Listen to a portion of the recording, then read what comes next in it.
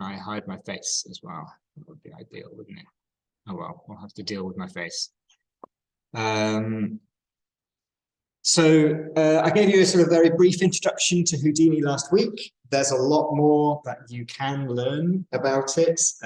Has anyone played with it since last week? Downloaded the software, had a go? No, a little bit overwhelmed. It's okay. Maybe I'll show you something this week that you go, oh, I really want to have a go at that. So some things that might be helpful for you. The first is something in Houdini called height fields, which are incredibly powerful.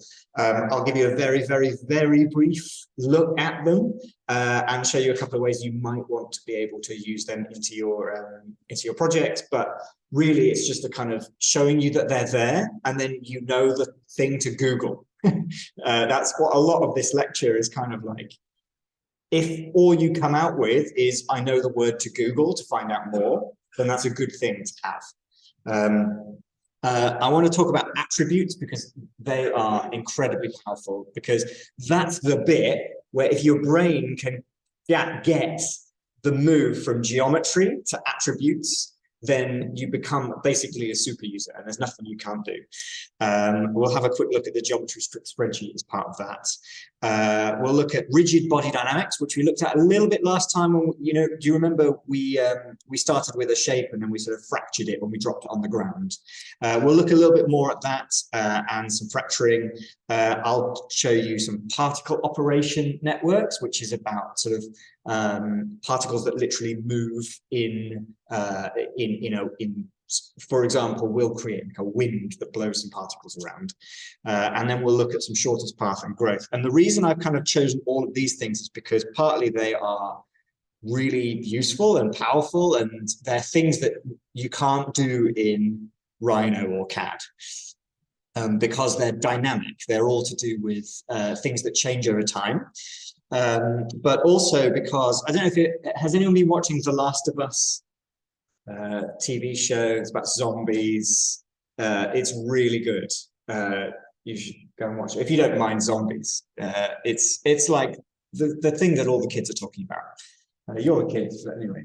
But a lot of what happens in this post-apocalyptic zombie landscape is these are just some photos I took of the TV as I was watching it a few nights ago, and it sort of made me go, "Oh, this is really cool. I wonder if there's something about this kind of aesthetic that I could take into Houdini and use that as what's the word? An inspiration."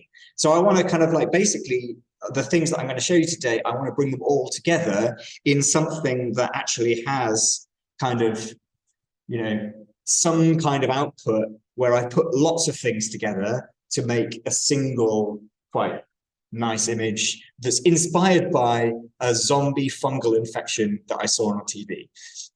And hopefully, I don't know if you identify, like that process is a thing that happens to us all the time, right? We're walking through life and we get inspired by something, and then we think, how would I take that and put it into my design in a way that would make some sense? And for me, it's all about how do I represent it in the digital. So this is something that I was working on just on Monday, just because I was interested in it. We had some questions last time about sort of growth. So I'll talk a little bit about how I model growth, and there are different ways of doing it. But if this is interesting to you, then stick around and we'll get here by the end of the lecture, I hope. Fingers crossed. The thing with live demos is they never quite go the way you want them to go. Does that sound interesting? I hope so.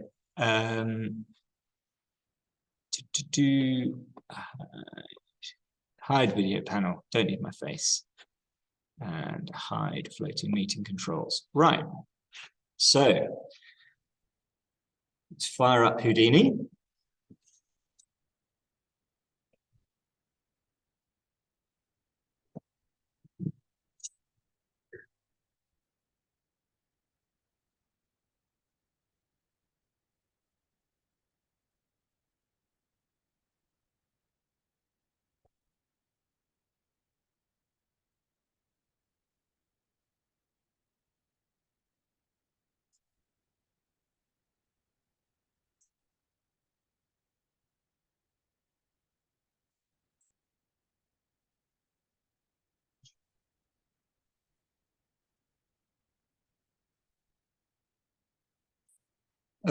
Just to point out about this thing about resources, actually, this is a good place to start. So when you fire up Houdini for the first time, you'll always get this start here window, which I tend to leave on because it's a helpful prompt that there are tons and tons and tons of resources for how to learn this software on their website.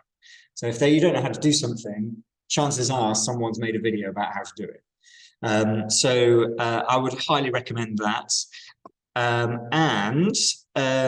The other place, I mean, there are plenty of places. If you just Google, learn Houdini, you'll find all sorts of options from paid to free to, everything. But the place that I've found almost the most interesting of places to go is a website called Entagma. Entagma, the guys who run Entagma make tutorials that work for Blender and for Houdini. So if you're interested in Blender, which we think you have a lecture on coming up in the next week or two, then if you see something that you're like, oh, wow, I'd love to be able to do that. Apart from the ones with a lock-on, which you have to pay for, you can follow along with any of these tutorials, and they're incredibly well done. Let's make a procedural chainmail pattern that actually, goes with gravity and moves in the way you want it to go. And there's just so many resources here that this is a good place to start if you're not sure where to go or what you might want to do. There are tons and tons of cool things. I've learned a lot from them, and it's free, which is cool. Okay, so I'm in my object context. The first thing I always need to do is put down some geometry, because I'm telling Houdini I'm creating geometry. If you remember from last week, I'm creating some geometry into my scene, and I dive into that by double-clicking into the node. Now I'm in my geometry context, and I get a whole load of different options. Just to give you a very quick introduction to height fields, I right-click, and I just drop down a height field node. And if I zoom out in my viewports, and indeed keep zooming out, what you'll see is now I've got this huge square that's just sort of sitting there flat on the ground. And it's massive. It's way bigger than the little things that we were creating last week. And if I type in height field, I get a whole load of options of things I can do to my height field. So I can, for example, add a height field noise. And noise is just random values. That basically means that I've created in one click a procedural landscape that kind of looks like mountains or maybe a valley in here. And this actually, just literally out of the box, the noise looks pretty real. It looks surprisingly like real terrain. And there are ways that you can, it's worth Googling, but there are ways that you could take a topology that you've created elsewhere and bring a height field in, and then do these operations to it to give it more realism. So rather than just a topology that's just a flat surface, we're adding the kind of the bumps and the lumps that real Earth has. Height fields. The cool thing that I tend to use quite a lot, actually surprisingly quite a lot, is height field erode. And if I wire this in, then my height field is going to have a whole load of things happen to it that are like erosion in real life. So the first thing is hydro erosion, water erosion, basically. What that means is when rain falls on a slope, the way rain washes away earth with it. You remember from like GCSE geography, this is how it works, right? It takes little bits of rock with it, and the rocks kind of erode one another, and then sediment falls down into the valleys, and those areas are going to build up with sort of silt and stuff, and then our mountains are going to crumble down. So if I now press the play button, then slowly, slowly, slowly, as my timeline goes along, then you see the blue is forming pools in the valleys, and it's also doing a few really interesting things to my mountains. So if I drag this back, my mountain started off just quite random, but on that slope is dragging away, sort of carving out geometry and then pouring it into the valley below. And now suddenly I've gone from one level of realism, like, yeah, I believe that could be a mountain range, but now I really believe this is a mountain range because it's got that sort of gritty realism to it. It's been eroded. And you can play with all the different height field operations. You can do all sorts of things. You can paint in areas where you want it to erode and then paint out areas where you don't want it to. You can change all of the settings and fiddle around till 3 in the morning if you want. But I just wanted to give you just a brief overview of the fact that you can create landscapes that are much more real than just a surface in Rhino. Helpful? 5 minutes on height fields. There you go. Yeah. Yeah, I think there's a thing called height field.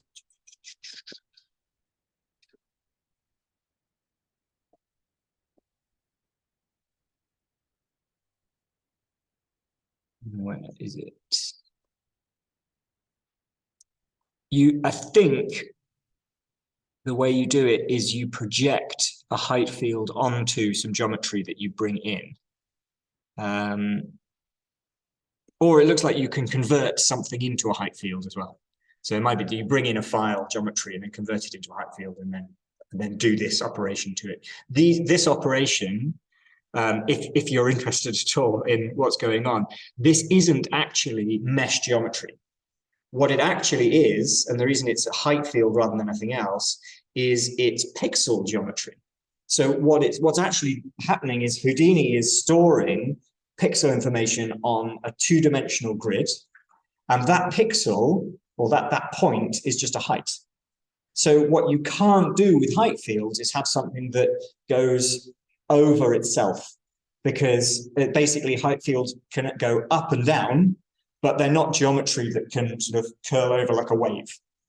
Then you can then convert this height field back into the height field. You can convert it back into a mesh, a polygon mesh, and then export it into another piece of software. But the mesh, if you were doing those calculations on a mesh, it would take hours and hours and hours to do. But because it's just 2D data, it does it really, really quickly. That's why it's so powerful.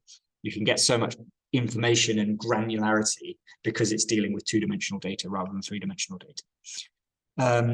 Okay, so there's height fields. And I'm just going to turn that off. And what else are we looking at today? Remind myself. Attributes. We're going to have fun today. Who likes spreadsheets? No one likes spreadsheets, right? Okay, here's the thing. I'm going to dive into my attributes geometry node. I need to scroll back into the middle. There we go. And I'm going to drop down some test geometry. Which test geometry should we? Let's do my little sort of weird swimmy balloon rubber toy thing. I'm going to do an operation. I'm just going to choose an operation. I don't know what it's going to be. A poly extrude. What a poly extrude does is you see this geometry is made up of squares, like a mesh, and each one of those squares is what Houdini calls a polygon. It's a shape. It's made up of 4 points, most of these. There might be some triangles in there too that are only made up of 3 points. And then a poly can be extruded in a particular direction. So if I wire in a poly extrude and then set the distance, then you can see that what's happening is each one of those polygons is being kind of thickened up. However, I can divide my initial geometry into individual elements rather than connected components. And then each one of those squares, you kind of see, right? Each one of those squares is going out in the direction that that square was sitting in. So I've gone from quite simple geometry to much more complex geometry, because each one of those squares is now made up of not just the square that it started with, but then being pushed out, and then it has sides as well. I can also inset it. Oh, it goes a bit crazy.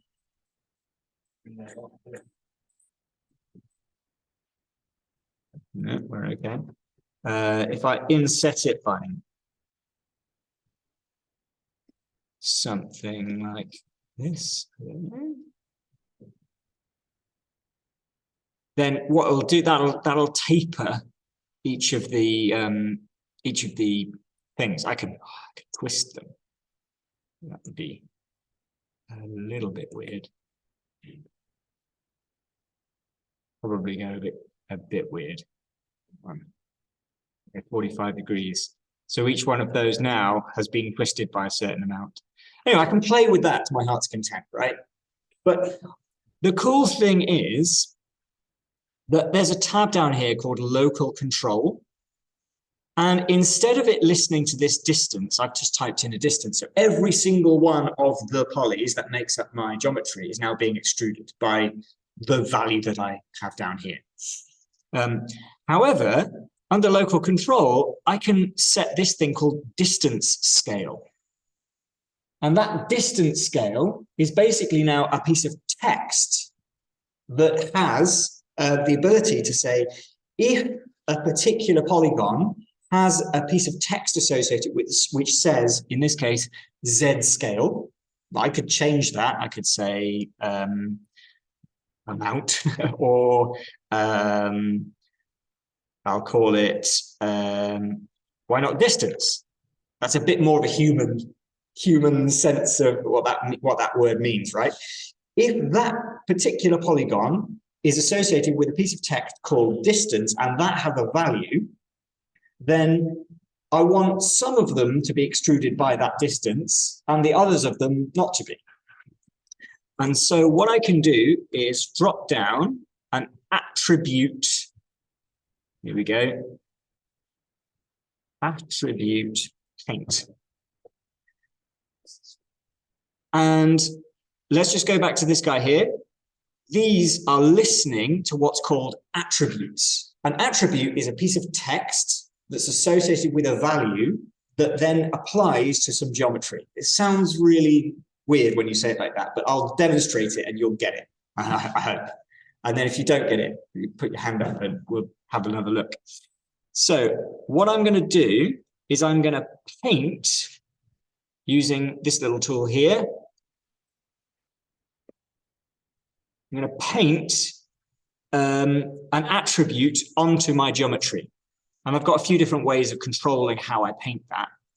I'm going to put down an attribute under this tab here. This attributes tab asks me, well, what attribute do you want to paint down? And I've just typed in the name of the attribute I want to control. It's called distance. So I'm going to make sure I put the same text in so the text matches up. The attribute name is distance, and the attribute type is a float. A float just means a number with a decimal point after it. And so here we go. I've got my brush. My left mouse button allows me to paint a foreground value, and control left mouse button allows me to paint a background value. The foreground value is 1 and the background value is 0. So if I drag my mouse across this geometry, I'm painting ones where my mouse is going, and if I hold down control and paint, I'm painting zeros.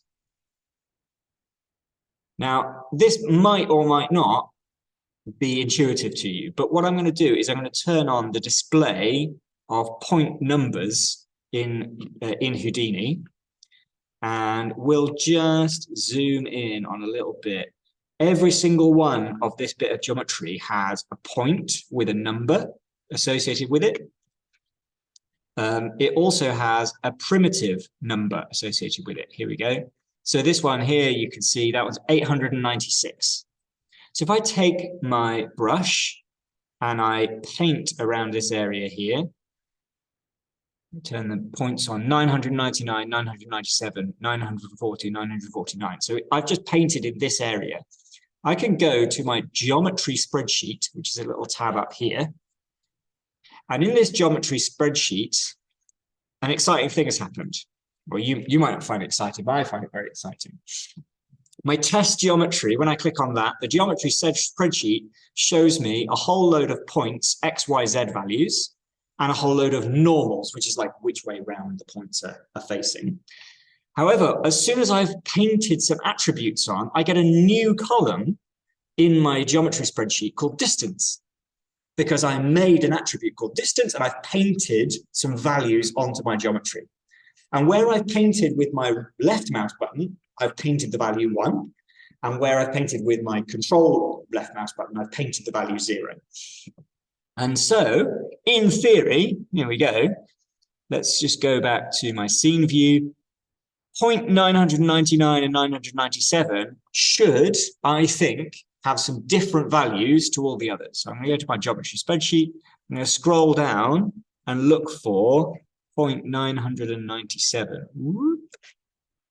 You can see how many points there are going on in this software, and it's running pretty fast, which is always good. Oh, whoa, look. 947, 48, I can see a different value. 937, I can see a different value. Keep scrolling down. Look at that. 997 has the value 1, whereas all the other points have the value 0. Does that is what I've just done sort of making intuitive sense to you? Basically, it's like I've come up to you and I said, your left hand has a distance value of 1, but your right hand and the rest of your body have a distance value of nothing. And I'm going to use that distance value to then drive an operation I'm about to do. So polyextrude is listening for my distance values. And if I, that's gone a bit crazy. Right, let me just scroll out here and turn these point labels off. If I wire in my attribute paint in a line with this, then the distance scale, distance, there we go, should be. Now, this is where when you do it live, it doesn't really work. I've painted some things.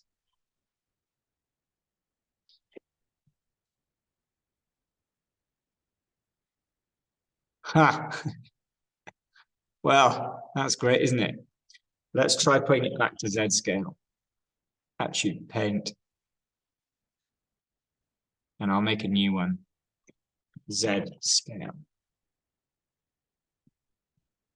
Attribute type float. Here we go.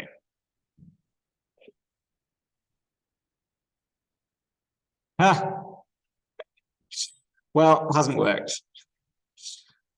I wonder why.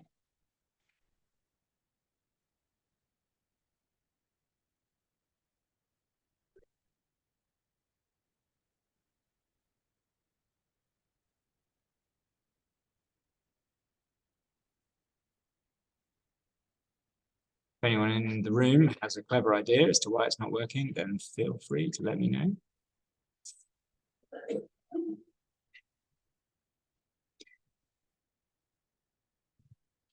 Attributes.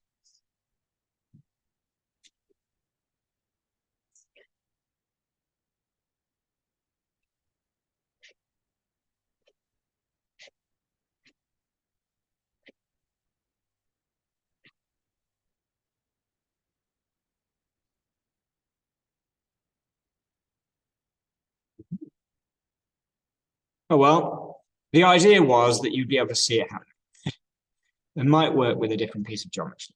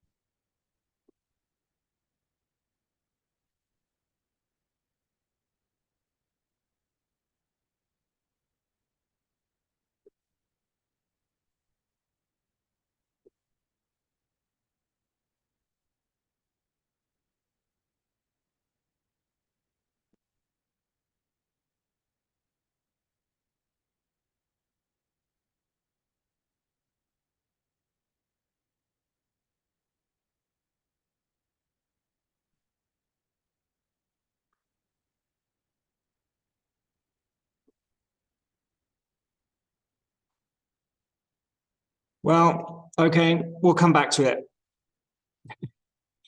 At some point, I'll make it work. Maybe in the break, I'll work it out. Oh, sorry about that. What else was I going to show you? Geometry spreadsheet. Right, so in theory, I mean, you can already see it actually. Geometry spreadsheet then has this extra attribute, which I can change values of, which doesn't seem like it would make huge amounts of difference. But when you then use it to drive other things, it becomes incredibly powerful. RBDs and fracturing, we'll actually do something now which takes this idea of an attribute and will automatically create an attribute and apply that attribute to some geometry according to some rules. And it's going to be a really simple rule. So I'm going to call this, make a new geometry here. And this is going to be an RBD. Just going to give it a name. Test geometry. Let's start with our template head. This guy here. I don't know whether we were using this last week, but Houdini comes with a whole load of test geometry, and you can bring in your own, but this is a nice place to start. Now then, rigid body dynamics has a whole series of nodes that might well be quite helpful for you. And one of them is RBD material fracture. Last week, we used a much simpler kind of fracturing algorithm that's just a Voronoi fracture. It basically just splits your geometry into equal chunks. However, RBD material fracture does something far more clever. What material fracture does is it allows you to type in or to choose a material type, and it will fracture your geometry as if that material was made of concrete, glass, wood, or then you can set up your own custom things. So if I choose concrete, you won't be able to see this just yet because the next thing I'm going to put down is an RBD exploded view.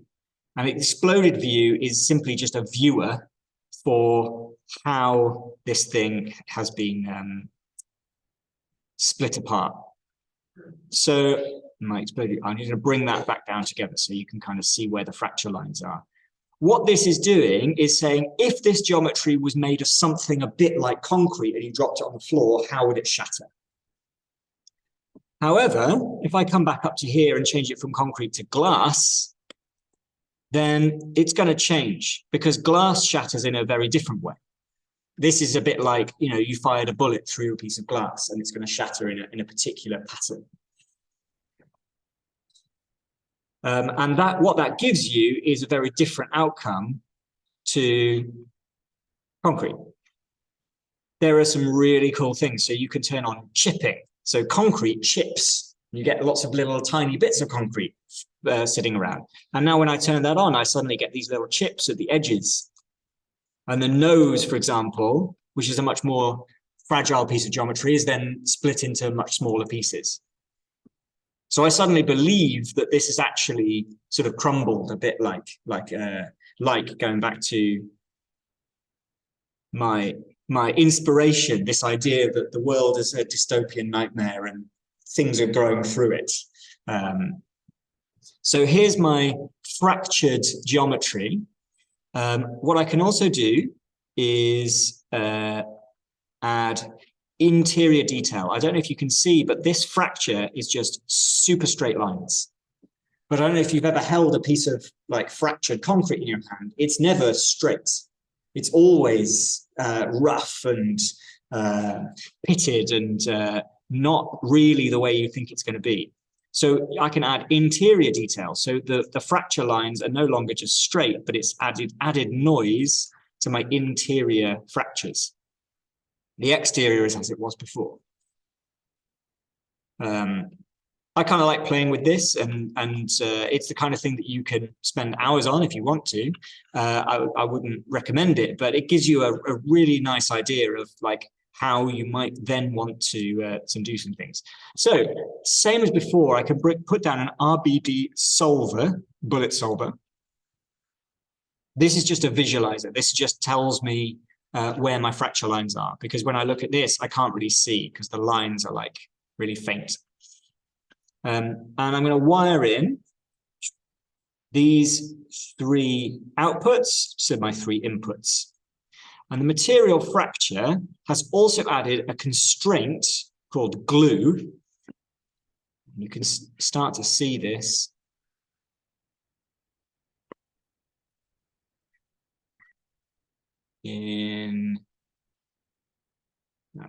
Maybe you can't see it in the geometry spreadsheet. Maybe we'll see it later.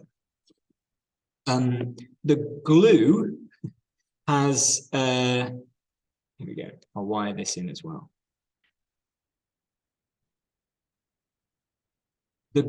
This glue constraint basically says that the bits of my geometry want to stay glued together, even under pressure.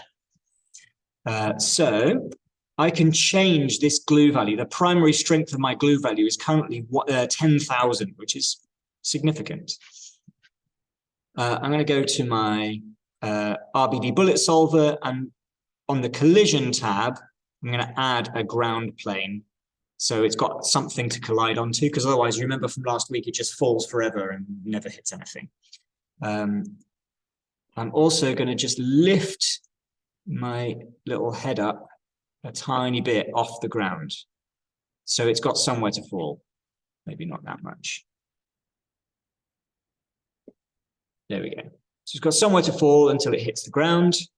And remember, I've got a glue constraint holding all the fractured pieces together. So weirdly, instead of dropping it and then fracturing it, I'm fracturing it and then dropping it. But I'm fracturing it first so that the solver knows where the lines are going to be that it fractures along, and then I'm gluing it together. So here we go. If I press play now,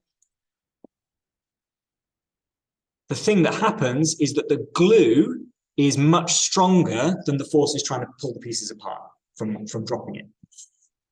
So it acts as if it's just a single concrete head that I happen to drop off a plinth or something. Gives you the idea. However, if I come back to my constraints and turn the glue strength down to 1,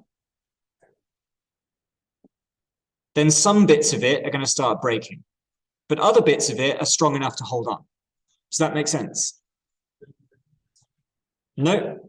It wants the solvers, if you feed the solver the same values, the next time it runs, it will do exactly the same thing. This is like an animation. In fact, if I just bring this down to 100, it will just keep looping. And then when it's gone blue, that means it's solved the simulation, and it's solved. That's the solution, and it will just keep looping forever and ever and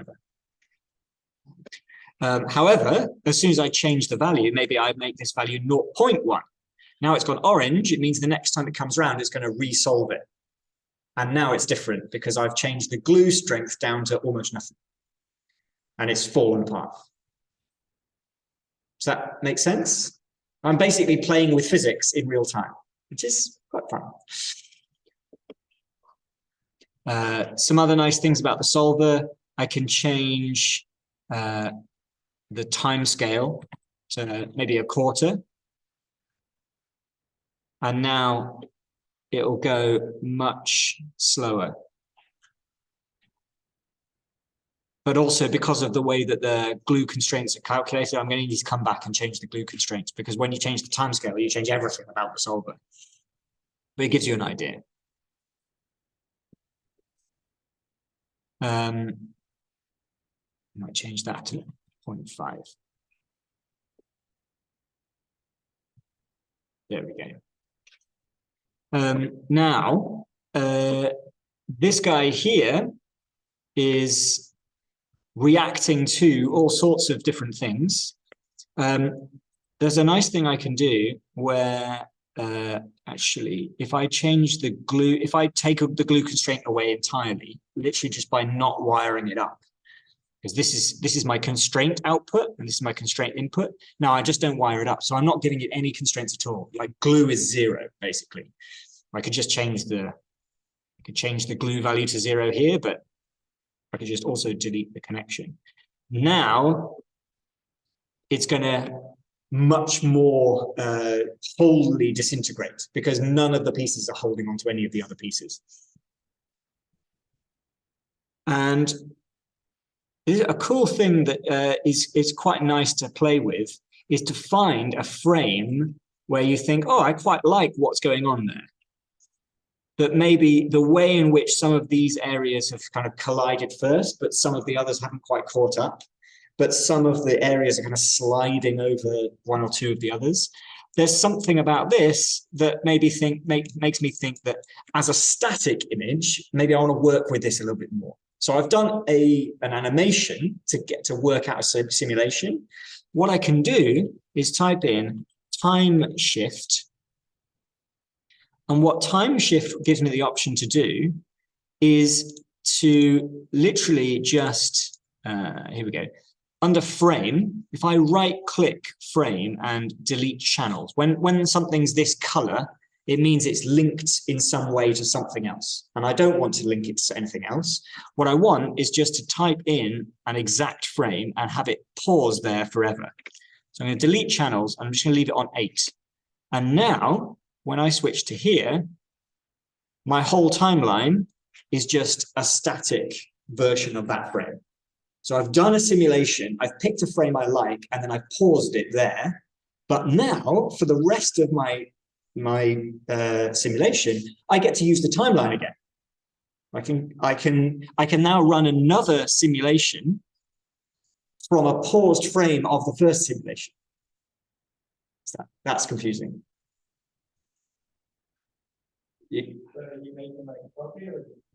I'm kind of making a copy. But actually, really what I'm doing is just pausing a simulation somewhere through its run. And then, because it's paused, my timeline, when I click play, my timeline is just going to scrub through as if the geometry is just completely static. But what that does is it allows me to think about hot networks.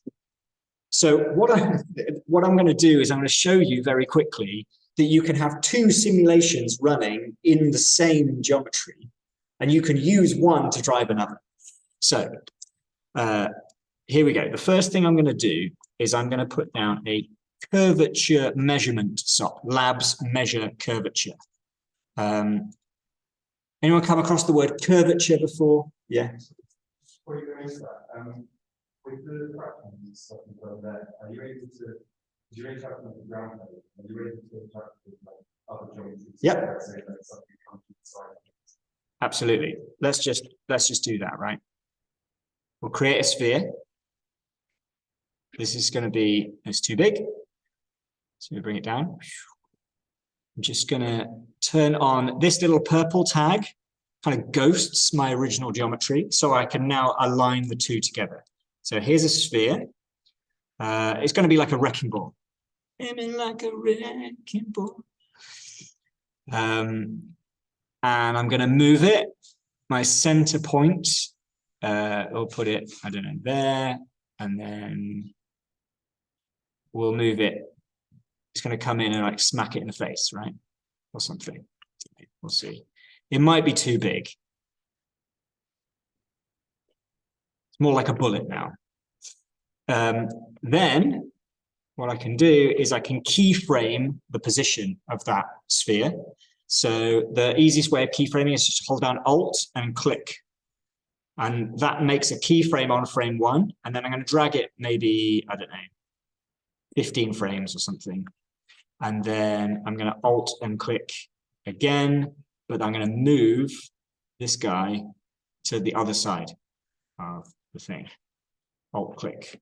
And now I've keyframed a sphere to move from one side to the other as I move my timeline. Is everyone with me on the keyframing idea? I think you probably did keyframes in 3ds Max when Toby showed you that. Super simple. You set a keyframe, you change something, you move your scrubber across, and you change it again, and it will just move between those two values. It's kind of nice. So here we go. If I click play, it will just fire my bullet through my head. Then this guy here is expecting, the bullet solver is expecting collision geometry. So all I need to do is wire up collision geometry into my solver, and let's see what happens. Have I forgotten anything? I don't know.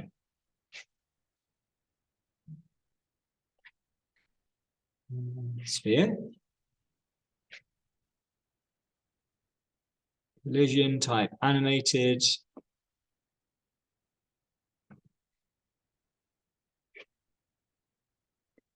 Reset simulation.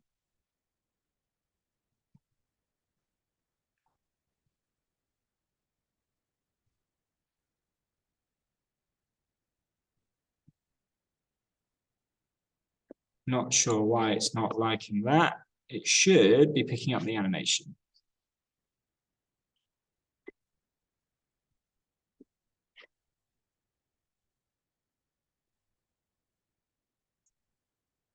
Who knows?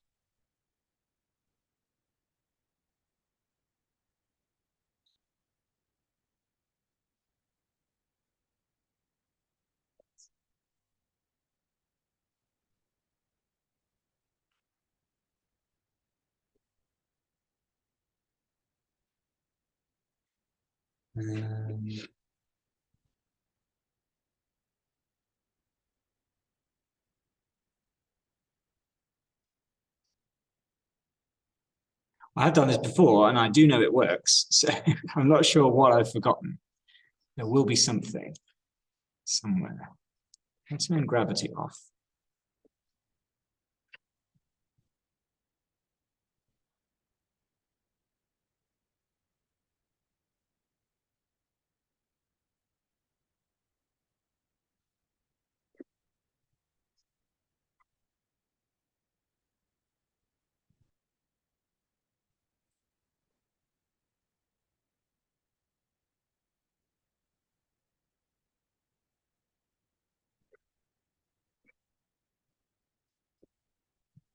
Let's just bring this. I'm not sure why it would make any difference at all, but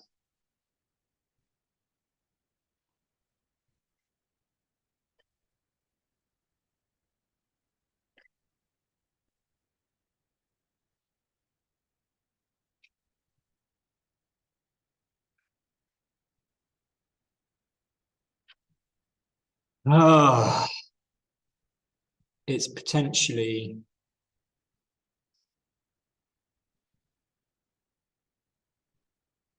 I don't know why it's not working.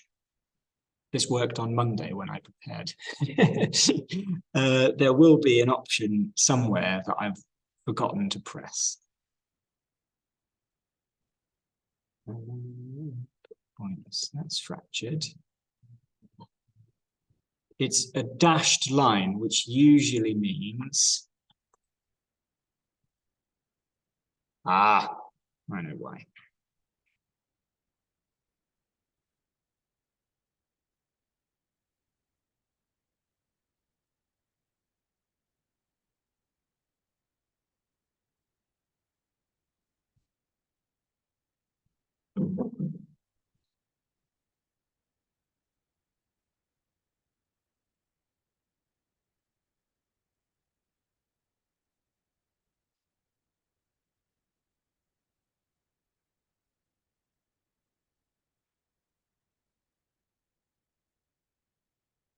There you go. So I created, when I typed in sphere, there are two different kinds of sphere. There's a creator sphere and there's a primitive sphere. And I typed in sphere create, which means that the geometry isn't the same as a primitive geometry that RBD is expecting. So it got confused. It didn't pick up the animation. And now, here we go. I'll run the time step really slow so we can really enjoy the experience. Boom. There we go. Can you get more particles? More? Yes, you can. Here we go. When you fracture the head at the beginning, my primary fracture is based on a number of scatter points, and at the moment they're 5. So I could turn that up to 25, and it's going to take a while longer to calculate, like a very much longer. And I might just need to double check. Yeah, so if you put this too high, then the geometry gets super confused.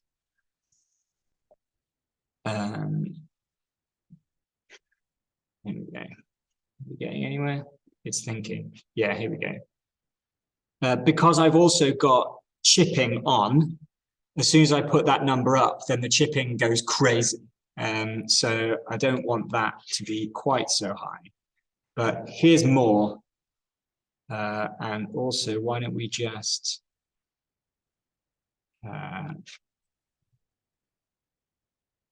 this sphere, I'm going to slow the sphere down a little bit so that you enjoy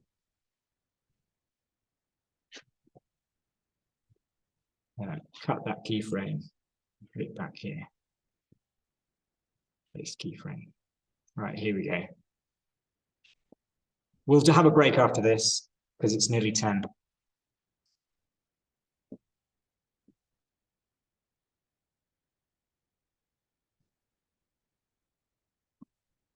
More. There you go.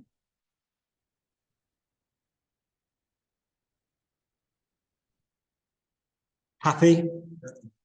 And what you can now do is take your geometry and smash it to bits as a stress-relieving exercise when you remember to set everything up exactly right in the simulation. Otherwise, it doesn't.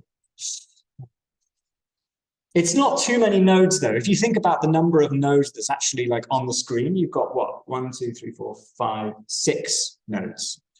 And all you have to do is just make sure the settings are right for each single one of them. But basically, you can then take any geometry you want and put a wrecking ball through it and watch what happens.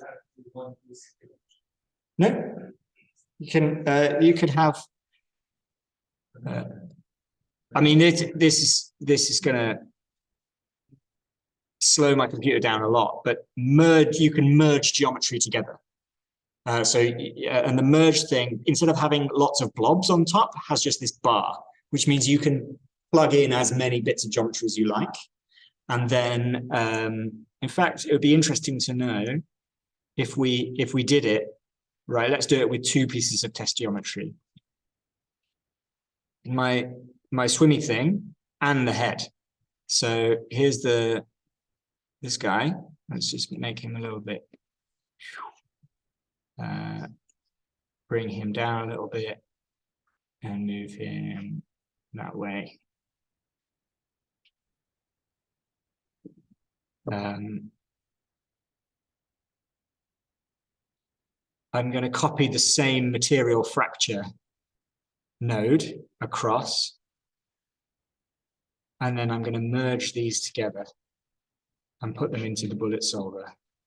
And this may well fry everything to do with the computer, but I can already hear it's like warming up like a Learjet. But it might get there. It might get there. You never know. The important thing is what I'm doing here is I'm fracturing both of them individually, and then I'm merging them together and then sending them to the bullet solver. Which itself might be a problem. if we have a quick look at the exploded view, we start to see that this geometry is going like a bit weird. Probably more so than it needed to. So the other option is we merge them ahead of time and then feed them into one fracture sop.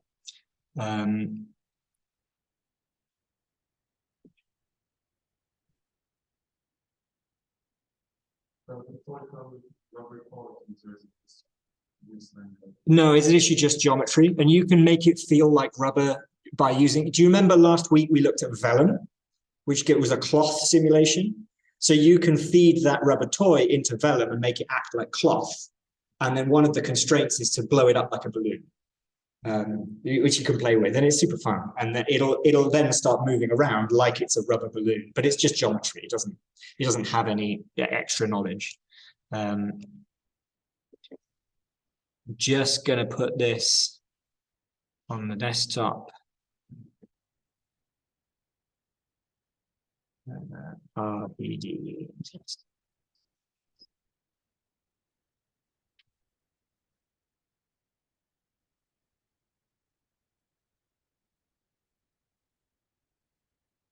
It doesn't like the merge, almost certainly. Yeah. Because the two pieces of test geometry are slightly different, when you merge them together, they don't work quite the way that you want it to. But if you brought in multiple pieces of geometry, say from Rhino, they would behave exactly the same and they wouldn't have that mismatch.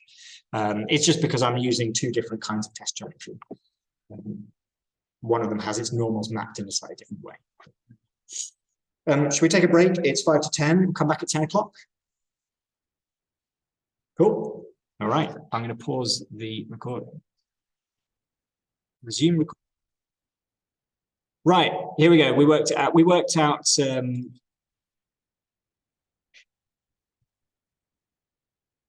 keeping some things together in a fun, different way. And now both of them work together. Right. However, I'm interested in this. This was the thing that I had in my brain when I was watching The Last of Us. It's got three different things going on. So the first thing is, you probably recognize, is the rigid body dynamics of something that has started to crumble and explode and crack into multiple different pieces. And basically, we've already done that. You know how to do that now. The next thing that's going on is this, in this TV show that I was watching, there's this fungus that grows through your body and inhabits all the kind of like spaces inside your body. And then the next thing that happens is these tendrils start growing out in search of your next horrible victim. And so there's three things going on. There's a rigid body dynamics simulation, there's a growth simulation, and then there's these tendrils that are looking outwards in a bit more of a random kind of way. So the green stuff is the growth, the gold stuff is the tendrils, and then the white stuff is the cracks. And you can see the growth in a little bit more detail here, literally growing through in the gaps in between the simulation that I've just done. So what I'm trying to do is I'm trying to say, it's one thing to have a rigid body dynamics simulation, it's one thing to have a growth one, but what happens when you try and put them together? So here we are. I'm going to use this as a starting point.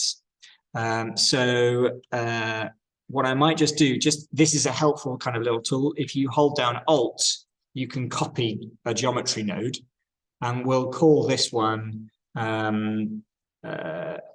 fungus among us. Here we are. I'm just going to go back to my object layer. Here we are. And turn that one on.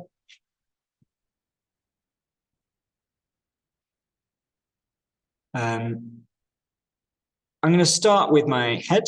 Actually, let's literally just take all of this off, and we'll start again with a head. This head, I might just need to bring down a tiny bit, so it's kind of a little bit more next to the ground. And we'll do an RBD material fracture. And as you can probably guess, we're going to base it on concrete.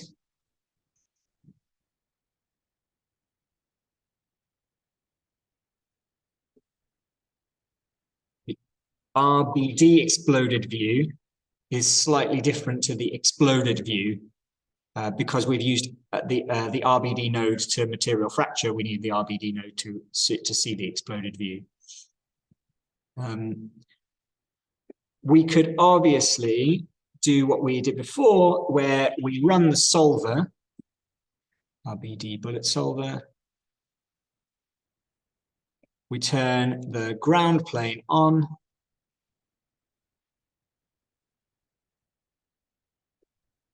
And we pick that solver. I'm going to just take the time steps down. So I've got much more fine-grained control over exactly what's going to be going on here. And I can pick a frame that I kind of like the look of in terms of where it's going. Remember, I'm going to put chipping on as well.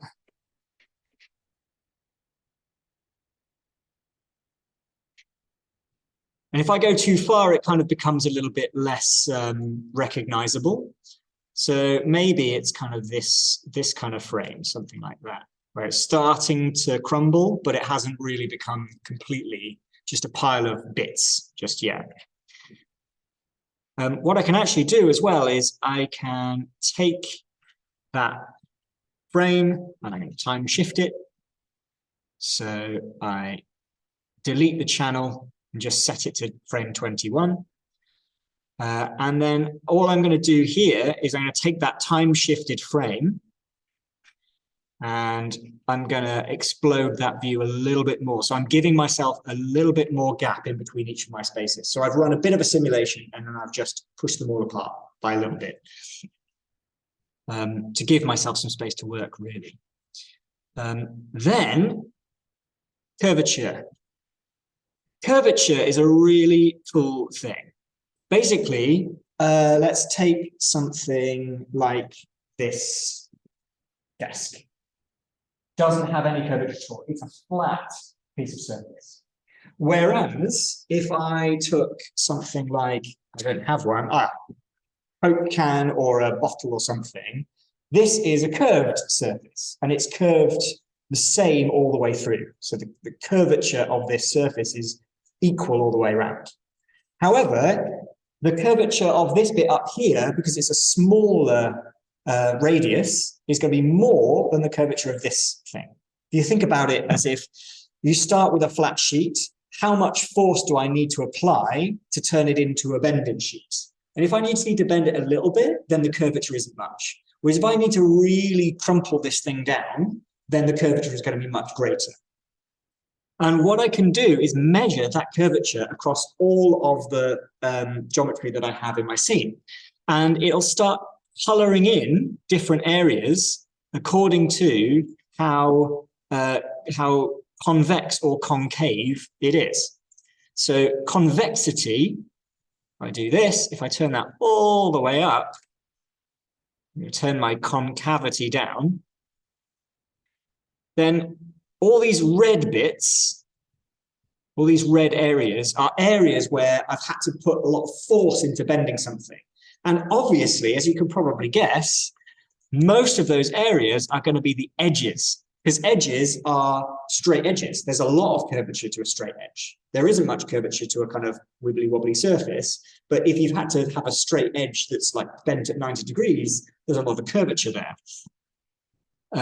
So I could turn that all the way up, and all of my, effectively what that does is it just highlights all of my edges. So I've measured curvature, but really what I've ended up with is red highlighted edges. Does that make sense? Cool. And remember that attribute, convexity, is there. So if I now look at my geometry spreadsheet, at all of my here, is it good? Let me do it. No, for some reason not. Oh, here we go. No, look. when I look at my geometry, it's not just points and colors. It has concavity and convexity as attributes on every single point in my geometry, which is helpful because now what I can do is scatter some points across my geometry. Now, if I just scatter some points across my geometry, it'll just randomly put points wherever I want them to be, wherever it wants to go. It's just going to randomly put points all over my fractured geometry. However, if I put in here density attribute on, what that'll do is it's basically listening to whatever I type in here to guide where it's more likely to find points or less likely to find points. So if I put in, what was my convexity? In fact, I could just copy that, Control C. If I put my density attribute as convexity and press enter, then what's going to happen if I am clever about it, I might just take that down.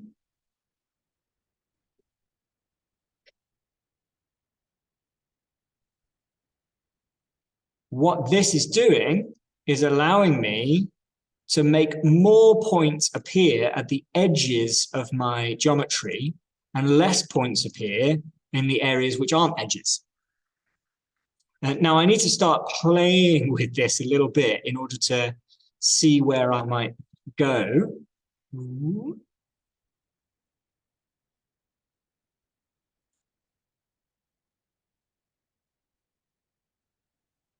I might want to blur it a little bit.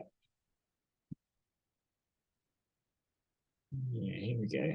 It's starting to kind of look a little bit like what I want it to look like. It might well be that I need to scatter more points. There we go. Now, when I scatter some more points, I'm starting to see the outline of the geometry on the edges rather than just a random set of points all over the place. Now, for some reason, because the nose is being scattered, the nose is being fractured a huge amount more than all the others, I might need to just blur this out just a little bit so it doesn't feel like all my points are just going to the nose. But anyway, it's not a bad start. I think that's a good place to start. Now, here's the cool stuff. I've got a whole load of points. Well, great. What am I going to do with those? The first thing I can do is I can connect adjacent points together. And when I adjacent pieces from points, when I turn that on, adjacent points, here we go. When I turn that on, what that's going to do is basically every single point that I find, it'll look for another point that's nearby and connect it with a line. And if it finds more than one, it'll connect them all with a line. And so you end up with this kind of thing that looks like a weird spider's web, like a mesh. Because what's happening is this point here is connecting to all the points that are nearby it. And I can change the search radius to be much less. So it's not trying to connect to points that are really far away. Maybe bring that up a little tiny bit. And then I can take the number of search points down so that it's not trying to connect to every single one that's within its radius. And we're starting to get somewhere that looks kind of like this weird, it's like a mesh, but it's just points connected to one another. I mean, I think this looks super cool. I don't know what you think, but that's one thing. However, we can go even further. We can do better. And what we can do is we are going to use a thing called find shortest path. When you have a network of points all connected to one another, what you've effectively got is like a Google Maps. Because Google Maps is just roads connected to other roads that get you from one place to another. And when you type in Google Maps, I want to get from Oxford to London, what it does is it says, oh, well, you need to go down this road and then connect to the next road and then connect to the next road, and then you'll reach your destination. That is it's quite a simple algorithm, but it's built into Houdini. And what we've ended up building here with all these points connected with lines is a map. And what we're going to do is tell Houdini to find the shortest routes between a whole load of starting points and a whole load of ending points. And those shortest paths are going to look like growth, because that's kind of what plants do. Plants are like, well, I've got my roots in this place, but I want to get over there where the light is. So I find the shortest path to get there. So in order to find a shortest path, I need to produce some endpoints and some start points out of this whole mess of points that I've created. And the way I do that is by groups. I put down a group node and I feed it in these connections. And the first thing I'm going to do is call this group start. And what I can do is click this little white mouse button here, this white mouse cursor. The base group will then give me the opportunity to select points from the bottom of my geometry. I'm going to try that one more time. Yeah, it looks about right. Maybe I'll select a few more. So these are basically my roots of my growth. They're my start points in my Google Maps find shortest path. Press enter, and then I've got a group of points that are down here where my growth is going to start from. Then I'm going to do a group by range. And a group by range, these are going to be my endpoints. And at the moment, these are every single other point. I don't want every single other point. So instead, I can do a range filter and I can just select one of two, which means select every other point in the points that I've got created. These are effectively the same as my scatter points. Do you remember the scatter points from the curvature? So here's my endpoints, which are just one of every other point. If I zoom in, you'll see there's a point here, but it hasn't been selected. But there's a point over here that has. So it's just halving the number of points I need to solve. And these are going to be called end. So I've got start points, I've got end points, and then I feed this into find shortest path. And it's going to ask me, what have you called your start points and what have you called your end points? Well, I called the start points start and I called the end points end. And now I need to figure out I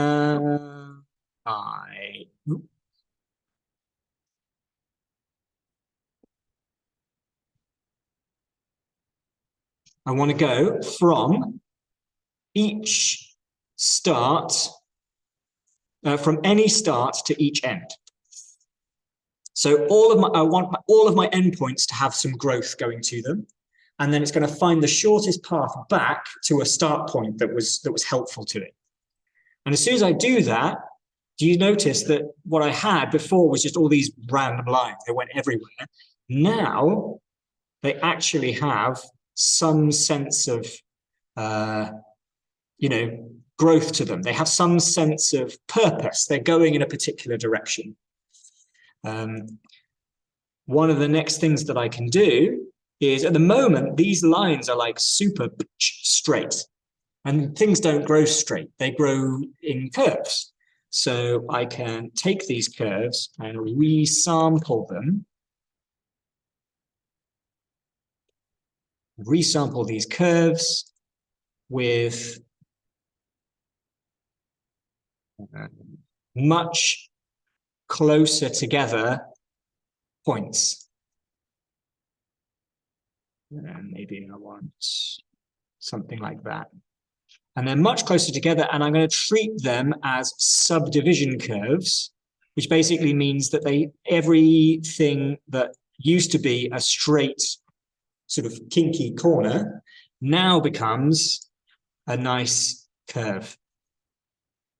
And now suddenly what I've got is this thing that's starting to look a little bit like, I don't know, is this a nervous system or like capillaries or like what I wanted it to be, this idea of a fungus growing through my structure. I'm just going to pause there for a second because I've done a lot of stuff in quick succession, partly because I knew I needed to do it all in order to get to this end bit. I'm going to stop and just make sure that you're happy with what I've just done and you've got any questions. Do you like this, by the way? Is it kind of like, oh, cool, might be nice? I don't know. You might hate it, I don't know. It might sort of make you feel a little bit uncomfortable. What's it going to do next? Well, these are lines, right? And lines don't render very well because they don't have any thickness. So I'm going to put down one of my favorite nodes, which is a polywire. We used it last week. Do you remember the polywires? It was all the wires going all over the place. We basically gave lines thickness. It's like pipe in Rhyming. So here's a polywire, and I'm going to turn it on. And obviously, it's going to be really thick to begin with.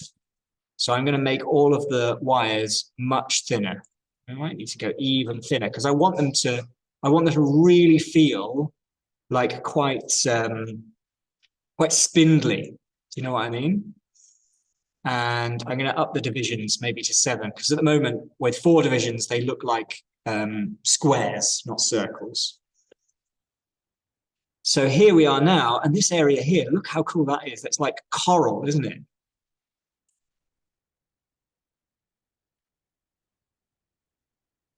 I just want to stop for a moment and just sort of reflect on this procedural workflow because we've used so many things all in a line, we've ended up with a much more complex and interesting piece of geometry than you could ever have done just by sitting down and kind of drawing splines. Just to look back, you know, this is like a small definition by many standards, but the way we've done it is by building up nodes on nodes on nodes on nodes on nodes on nodes. So we're feeding geometry through these nodes bit by bit. Now this polywire is going to be our kind of fungal growth. But at the same time, we're now also going to do a particle simulation. So do you remember, we're already looking at the results of a simulation. We're looking at the results of an RBD, a rigid body dynamics simulation. We paused it, and now we're going to do another simulation on the result of that. So the first thing we need to do is we need to find the points. Here we go. Here's the exploded view that we kind of started with from our time shift. This geometry here, what I'm going to do is I'm going to put down, I'm going to split my geometry, my node network into 2 lines. So at the moment, I've got one line of just operation to come out with an output. I'm going to take a split off like a diversion, and then I'm going to do something else with something that I got higher up. So I'm going to put down a pop network. Pop sounds cool. Pop. Hey. It stands for particle operation. So what we're going to do is we're going to create particles from a network. And a network is basically saying there's more stuff inside here. So do you remember last week we used a volume VOP and we dived inside and we made our own operator? This is exactly the same thing. This is a particle operator. And in order to change things about it, we need to dive inside it. So we need to go into the next level of the matrix. Inside here, and for some reason, the screen has gone black. Don't know why. Can we find out why? Ah, I know why.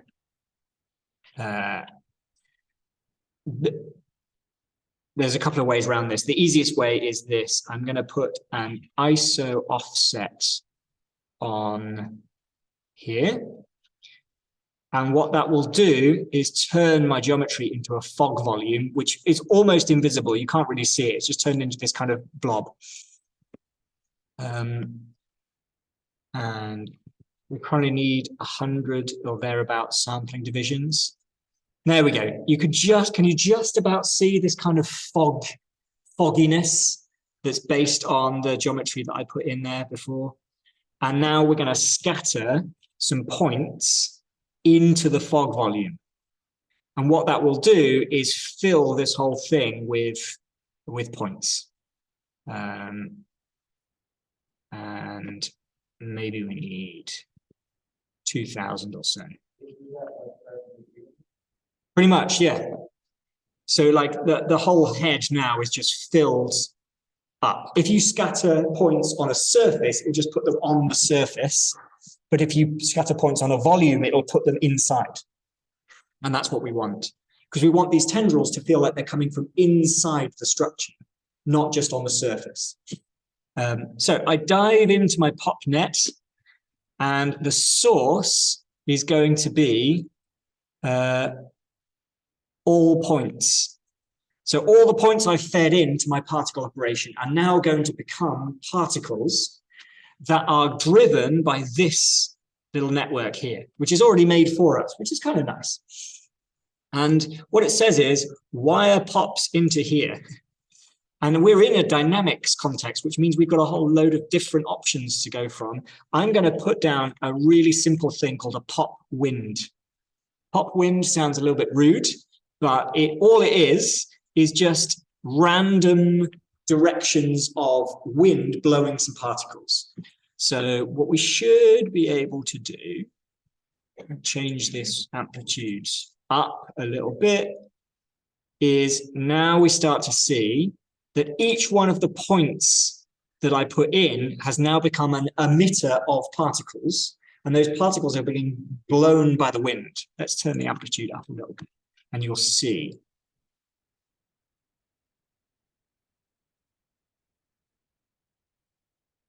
Do you kind of understand what's going on here? It's like you're just throwing sand in the wind, and the sand is being blown around. But I've also told it that the sand actually gets pushed out from each of the points that I've fed it in.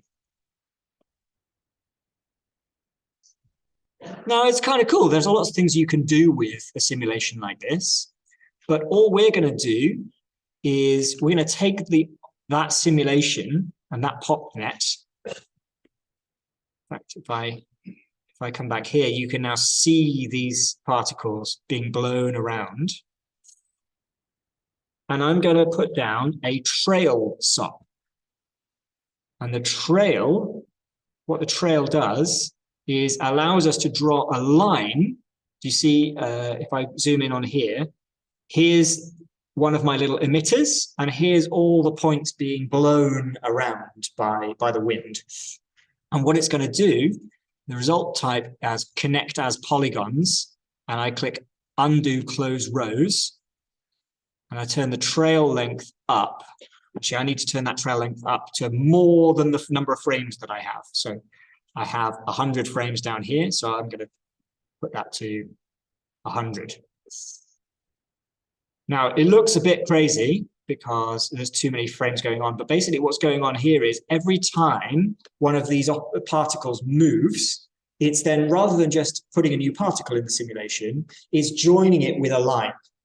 And then what I end up with is more lines. I love lines. For some reason, everything I do comes back to these wonderful curves. And these curves are basically following the roots of the sand that I've blown in the wind. Are you with me so far? Cool. And this is how I'm going to make these tendrils. Now, already, I just feel like there's too many. So I'm just going to take this total count down to 500 or so. And if I do that, then there's far fewer of these tendrils. I could go even lower, you know? Maybe we don't need that many.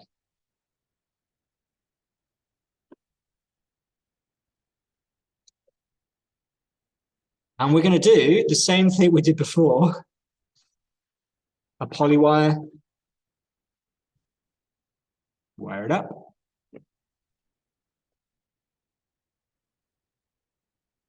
And it's going to be super thin.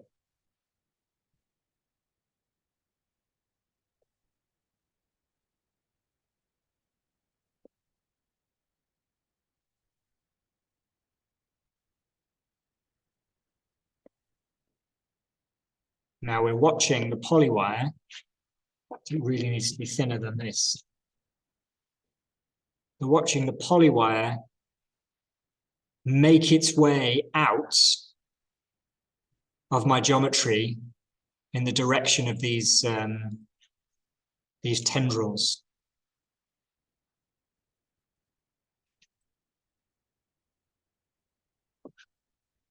So now what I can do is come back into my object context, and I'm going to have 3 different objects, and I'm going to use an object merge to bring them in from my simulation.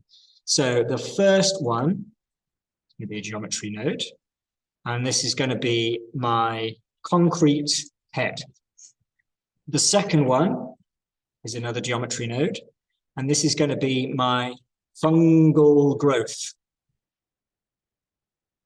And then the third one, geometry, is going to be my tendrils.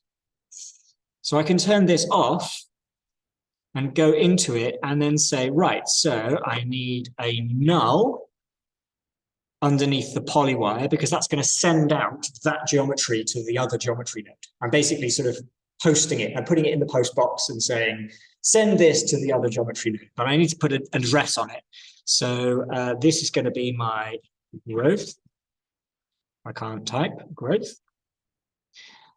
This guy here are going to be my tendrils. So I'm going to put another null down just underneath that and call it tendrils.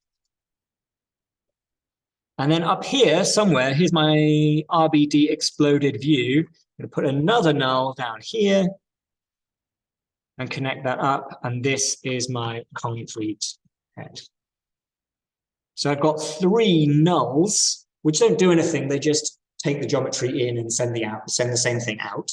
I've got 3 nulls in this definition that I can now find in here. So object merge and object 1, I can click this little button here, and then it gives me a nice tree view. So it's going to be concrete head. There it is. Then fungal growth. I'm going to do another object merge. The reason I'm putting these in different things is so I can apply different materials to them. So when I do the render, they all look different. This was growth, that one. And here's the final one, which is the tendrils, object merge. And this is my null called tendrils. So there it is. And there's something a bit funny going on with these tendrils. I don't know if you can see.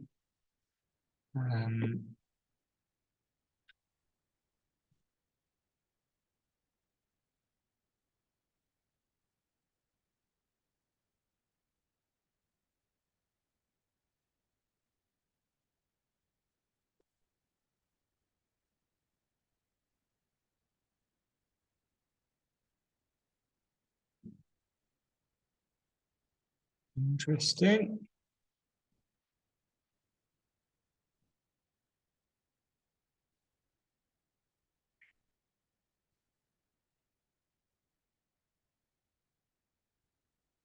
Aha, I know why. In my PopNet, this solver is using a birth rate for each point, which is not exactly what I want to do. What I want to do is potentially change that a little bit. Yeah, here we go. I don't want to use every single point as a production of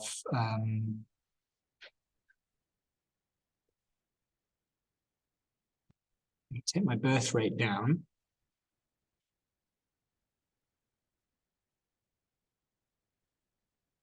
Now this is much more likely to give me the tendrils that I'm after. Here we go. Yeah, here we go. So I just need fewer birth rate, smaller birth rate. Oop.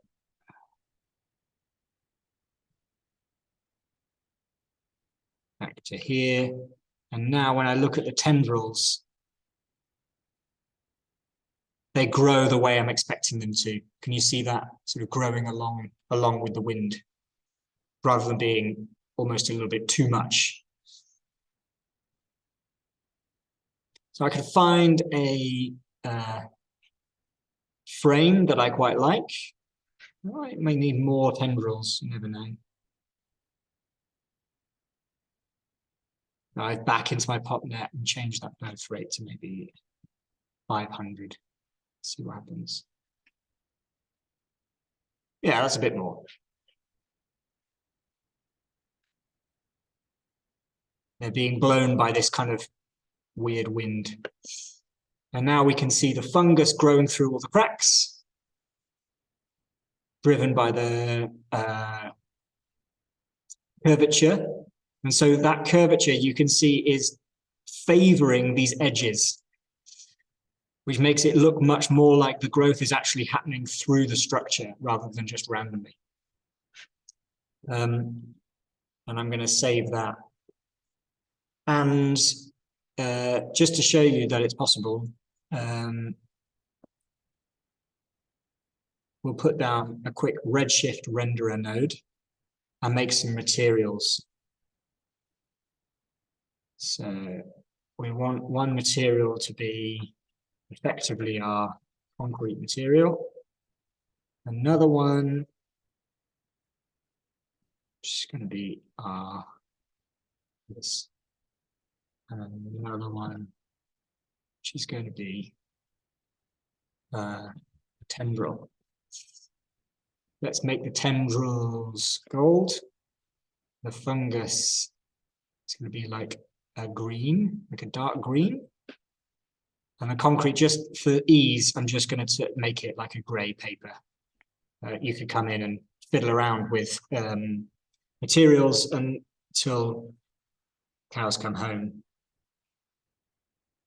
And then if you remember, when you are in the object context, the highest level, you click on one of your geometry nodes and you can set the material from here. So that's the concrete head. This is the fungal growth. And these are my tendrils, which are going to be golden colored. And then the final thing we need is a camera.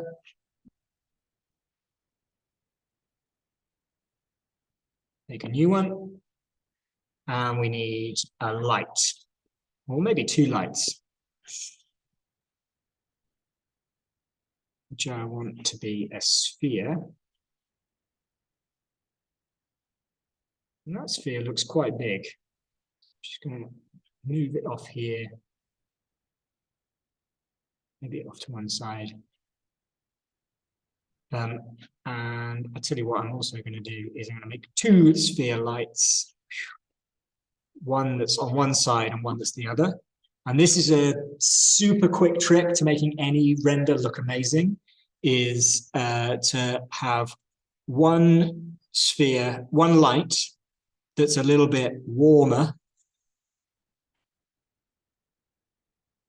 So like a sort of warm, when I say warm, like two ways of doing it. You can use a color or you can set the temperature. So when you turn the temperature down, then it becomes like a sort of much more yellowy, reddy light. And then the other light, much cooler, like a bluer light. And then if this works,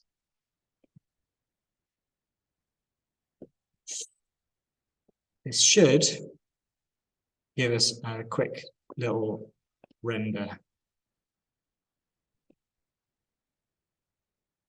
of what we were aiming for. Now already I can tell what's going wrong here is these lights are too bright. So let's bring them down by about a quarter.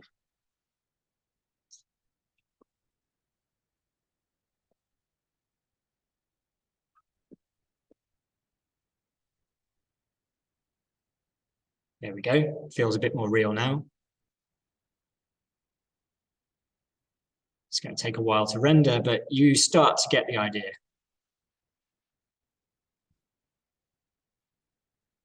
Are you happy with what I've just done? Like, this is a really, I don't get a whole day to, to do what I usually do and take you through the process. But what I'm trying to do is say, the cool things happen when you start mushing this stuff together. You don't just do one thing and then stop. You take the output of that thing and then see what else you can do with it. So everything has been driven by my initial geometry. And the other cool thing is, because now I've got this definition of a process that I'm applying to some geometry, I could just replace the initial geometry and get the same effect on a completely different thing. Now, I might need to change some values along the way, but it gives me the ability to control my output, but also kind of opens up all these potential opportunities. This is going to take another minute or two to finish rendering, but there's a starting point there. We've got some time for questions, 10 minutes or so. When you print on render, it seems to be sort of almost already made. So it's from scratch. Yeah. Well, check it out. Like the timeline is, well, the timeline itself is currently driving the PopNet simulation.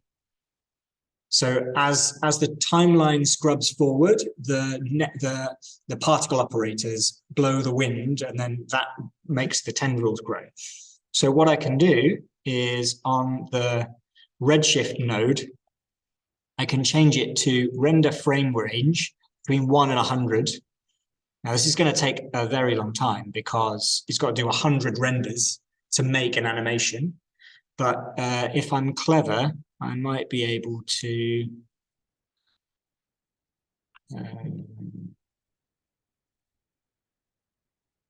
just take this down.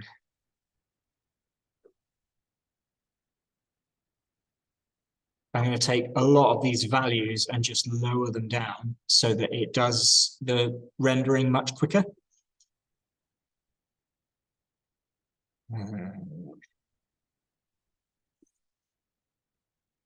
Let's try this. It's going to render a frame range between 1 and 100 every frame. And so it's going to render through this camera an animation. And now I can click, rather than render view, I can click render to mplay. And if this works without crashing the whole machine,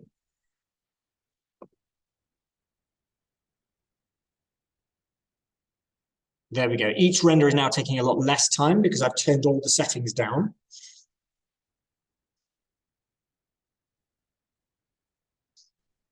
And then it's generating the second frame.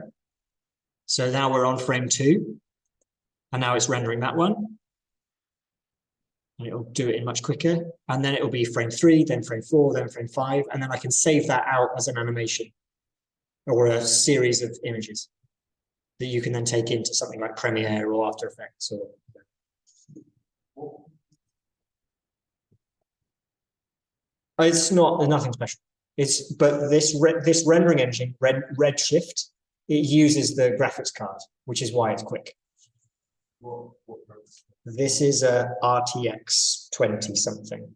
It's like from 4 or 5 years ago. You don't need to spend lots of money on. Like, if what you're doing is meaning that the whole thing crashes, it's because you're not in control of the geometry that you're trying to create.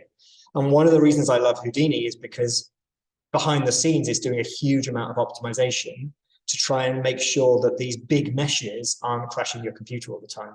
Whereas Rhino just goes, well, you want this mesh? Here you go. Houdini, so things like the height field, for example, that we started the lecture with, just the way in which that height field is generated and looked after by Houdini is all about reducing the strain on your computer. So it's not about the hardware, it's about the software and how you use it, really. Plus as well, like I gauge a feeling for the numbers that I know I'm going to put in. Like if I'm going to scatter some points and I know I'm going to do something with those points later that they're going to turn into lines, I have this known feeling that if I turn that number up to like 5,000, then later on I'm going to have not just 5,000 lines, but I have 5,000 pieces of geometry coming off those lines, and then it all multiplies up and up and up and up forever and ever. So in my head, I start with maybe 500, and then if it's what I want, then that's fine. If I need to up it, then I'll do it little bit by bit. They're way better than mine. The only problem is that the studio computers I don't think have Houdini. So you'd have to talk to Marcello and get him to get them installed. But I don't think, like, not many people use this software. This is why I kind of put to semester 2 towards the end of the course. This is like extra optional stuff that you might be really interested in, but no pressure. It's just there's probably at the moment not much of a call for this kind of stuff in the rest of the university, but you guys could change that. You can put in a request. As far as it goes with like exporting it, like when you export, I mean, I guess you can export geometry, you messed around with. Yep. Export the spreader, you did that, but would it be just restricted to laying the camera? Yeah, basically. You can, well, so the way professional animation, this is a visual effects piece of software. Professional animation never sends files around in a video format, because a video format is about compressing your image sequence into something that can play on a device or something. So in theory, there's nothing stopping you, there's nothing stopping this software producing like an MP4 video or .mov or something, but that's not what it's designed to do. What it's designed to do is create an image sequence. And an image sequence is simply like literally a folder full of images with name of your file underscore 0001. And then the next image is name of your file underscore 0002. And if you open up Premiere Pro, one of the options to import is an image sequence. And that is what professional visual effects artists use. They just say, hey, send me a folder full of images with the file name and then the frame number, and then I know what to do with it. Yeah, exactly, literally. So they are just, I mean, we could export these as JPEGs, we could export them as TIFFs or PNGs or whatever you wanted, really. And then what you do is you take those into Premiere and import them as an image sequence. And then from Premiere, you can then export MP4 video or whatever it is you want to do. Now, this is taking a while, and it's fairly clear that the tendrils haven't quite arrived yet because we're only 15 frames in. Now, I'm tempted to, whilst we're talking, just going to do this. And start from frame 50, go to frame 100, and I'm going to do it every 5 frames rather than every 1 frame. So this should give us something that looks a little bit nicer. Slightly quicker. There you go. And in the background,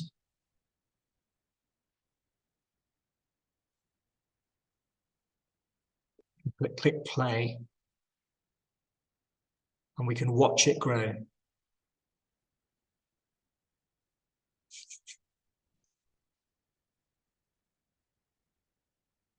It's in the middle of rendering the second frame, so you see it every other frame now. It's just like looping around. It's waiting to do the next one. Once it gets to the end, these frames are taking a bit longer because they're covered in gold reflective material. Any other questions? We've got only a few minutes. Yeah. Do you remember the pop wind that we put in? I'm just going to stop this. It's probably not going to be particularly exciting to look at. Here's my kind of driving geometry. The pop net, this wind At the moment, it's completely random. So what I can do is in this noise, I can change the offset of where the noise is. And then it's going to blow in a very different direction. And you could just play around with those numbers until it blows in a direction that you kind of like. So before, this was 0. It was going down and to the right. And now it's going to go up and to the left. But still with a kind of noise function. Imagine you're in a turbulent wind tunnel and you've got swirls of air everywhere and they're all going at random directions. And you sample a little box in order to get where the wind is going. The offset is just, I'm going to sample a different box. So all it is just different random numbers. Now, if you want to really control the direction, you can put a wind velocity in. So this would say 100. This is going to blow like that in the direction that you want it to go. You've set the direction, but you've added some noise variation to it as well. However, I want these tendrils to feel like they don't know where they're going, right? They're just kind of exploring the world. So I don't mind it being random. I want it to kind of like get lost and kind of look for its next victim kind of thing. Whereas if it was really clear that what I wanted is to go in that direction, then I could put a wind velocity in.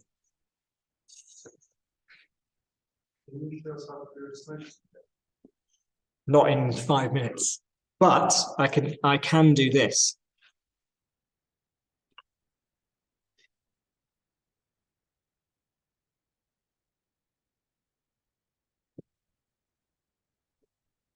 Look at that. Quick wind tunnel. 9-minute video, follow it through, can't go wrong. How's that? And actually, this one looks really good. Look at that. Want to build this type of setup. For example, there's a video tutorial about Stefan Tietzen, who built this a few Houdini versions earlier. But as it's really cool. That one's a good one. Okay, time to go. 5 to 11. Thanks, guys. Enjoy Houdini. I hope you play and get lost in it, and then come out. Right. Stop.